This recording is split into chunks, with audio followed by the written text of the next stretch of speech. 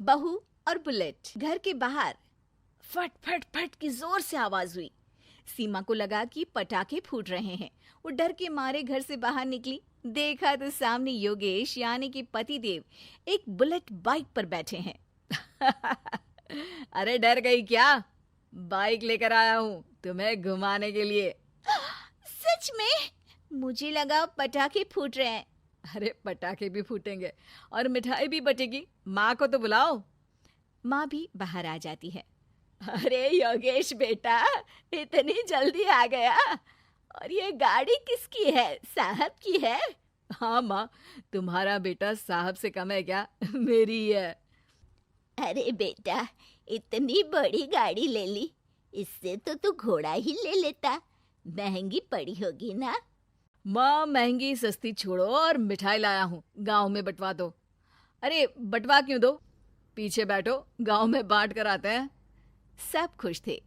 योगेश गांव के बाहर एक कोयले की खदान में मजदूरी करता था।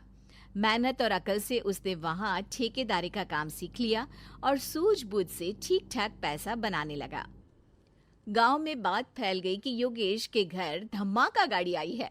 ऐसी गाड़ी पहले कभी किसी ने गांव में तो देखी नहीं थी। योगेश और माँ गाड़ी से वापस घर आ जाते हैं। बेटा, बाबूजी ऊपर से देख रहे होंगे और आशीर्वाद भी दे रहे होंगे तुझे। वो होते तो उनको भी घुमाता माँ। पूरे गांव में नाच नाच के मिठाई बांटने जाते।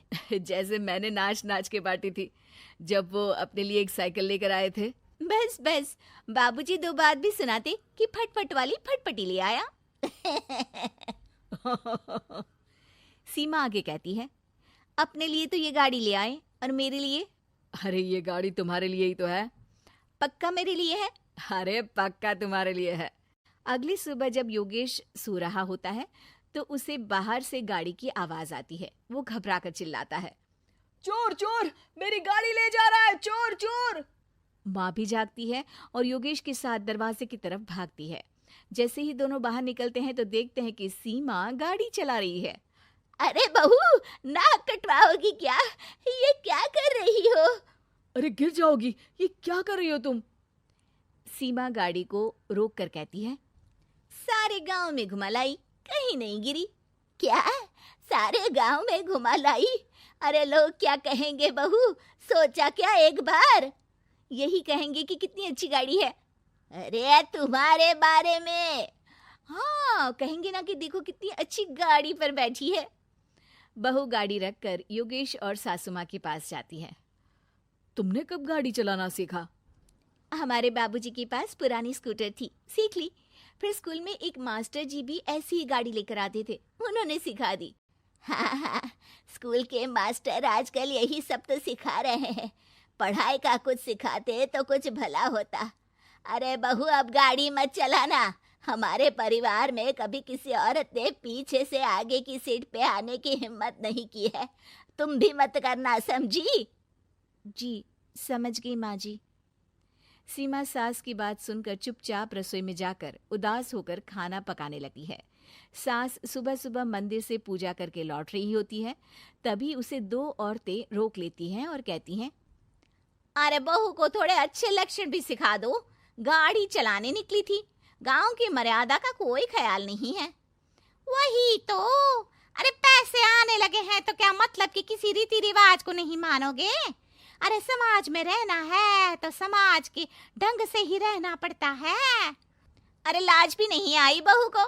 चूल्हे चौके से निकलकर सीधे गाड़ी लेकर चौराहे चबूतरे नाप लिए, फट फट फट करते हुए। अरे कुछ कह देना उसे। अरे ये क्या कहेगी, बूढ़ी सास है, इनकी थोड़ी ना चलती होगी घर में।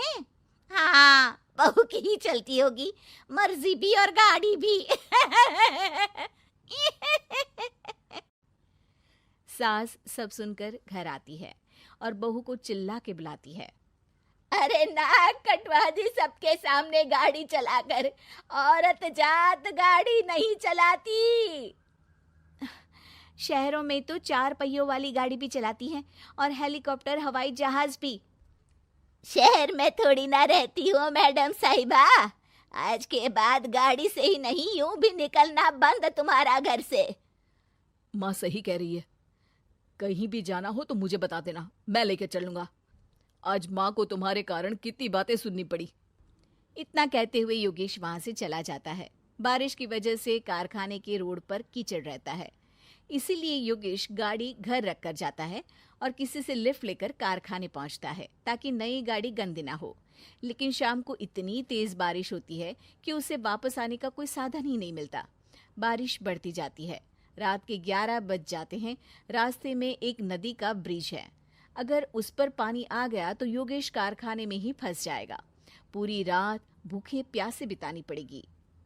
घना अंधेरा, बिजली की कड़कड़ाहट और तेज बारिश। राजेश डर भी रहा था, ठंड से कांप भी रहा था। तभी उसे रोड से आती हुई एक रोशनी दिखती है। वो देखता है कि उसके सामने एक बाइक आकर खड़ी हुई है।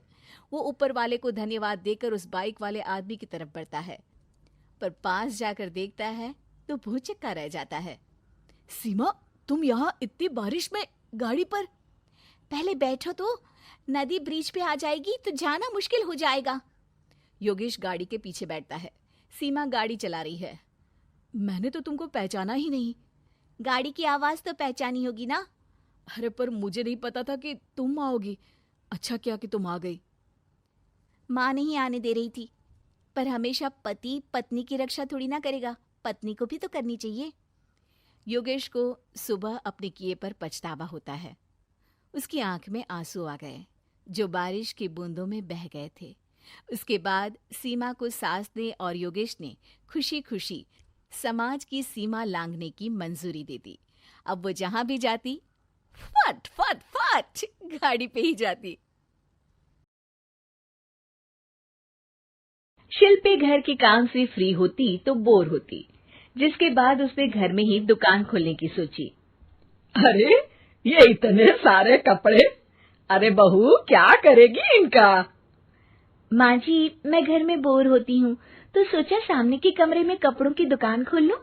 घर का काम भी हो जाएगा और 4 पैसों की कमाई भी। अरे वाह वाह, ये तो बहुत ही अच्छी बात है। मैं भी तेरी मदद कर दिया करूंगी। वाह माँ जी, तब तो मजा आ जाएगा। अब हम दोनों मिलकर खूब पैसे कमाया करेंगे। अब क्या था, सास बहू का काम चल पड़ा।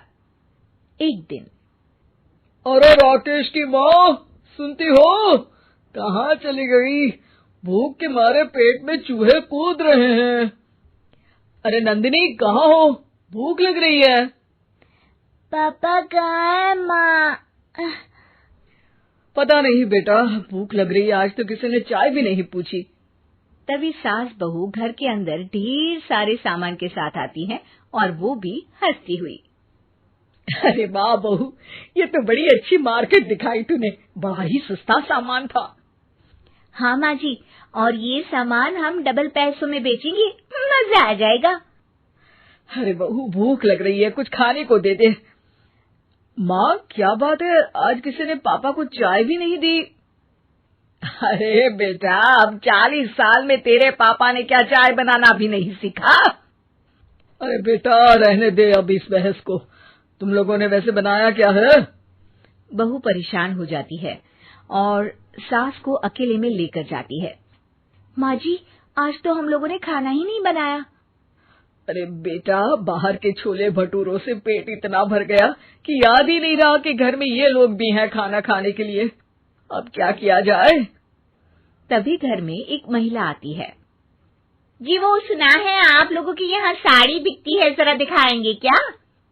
हाँ हाँ, क्यों नहीं। माँ जी, आप इन्हें साड़ी दिखाइए, मैं तब तक पिताजी और इनके लिए खाने का इंतजाम करती हूँ। सास उस औरत को लेकर सामने वाले कमरे में चली जाती है जहाँ उन लोगों ने दुकान खोली थी। वहीं बहू भी किचन में चली जाती है। अब इतनी जल्दी क्या बनाऊं?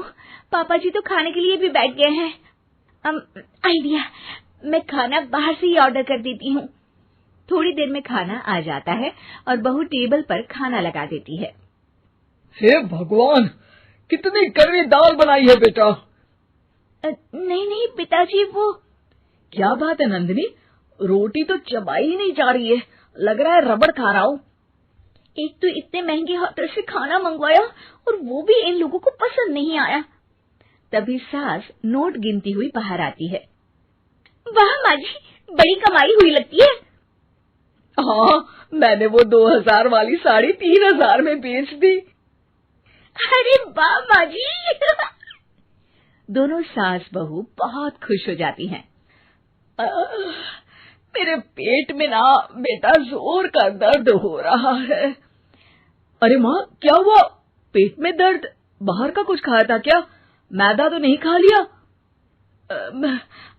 मैंने छोले भटूरे खाए थे। माँ, क्यों खाए? आपको तो पता है कि आपको मैदा सूट नहीं करता। चलिए माँ को डॉक्टर के पास ले जाते हैं। तभी अंदर से पापा की आवाज आती है। हे भगवान, मेरा तो पेट खराब हो गया। सब पिताजी के पास जाते हैं। पिताजी, आपको क्या हुआ? खाना बासी था शायद। अरे पिताजी, नंदनी जानती है कि बासी खाने से आपकी तबीयत खराब हो जाती है, तो वो ऐसा क्यों देगी, है ना नंदिनी? वो खाना मैंने बाहर से ऑर्डर किया था। मैं और माँ दुकान का सामान लेने गए थे, इसलिए खाना नहीं बना पाए। क्या नंदनी, दुकान के चक्कर में तुमने तो सारे घर का हाल बिगाड़ रखा है। चलो अब माँ और पापा को लेकर अस्पताल चलते हैं। अस्पताल में जाने पर डॉक्टर कहते हैं, हाँ, इन दोनों को तो एक दिन के लिए एडमिट करना पड़ेगा। क्या? क्यों? पेट ही तो खराब है ना। हाँ, तो घर ले जाइए ना, अगर लग रहा है कि कोई बड़ी बात नहीं है और हम सिर्फ पैसा कमाने के लिए इन लोगों को एडमिट कर रहे हैं। नर्स, जरा इन लोगों को बिल तो दे देना। चलिए मैं आप लोगों को पैकेज समझा देती हूँ। जब बहू के हाथ में बिल आता है, हे भगवान, 60,000 रुपए! इतना तो मैंने कमाया भी ना था। अब समझ गई कि कमाई के चक्कर में घर के लोगों की सेहत के साथ मैं खिलवाड़ कर रही थी।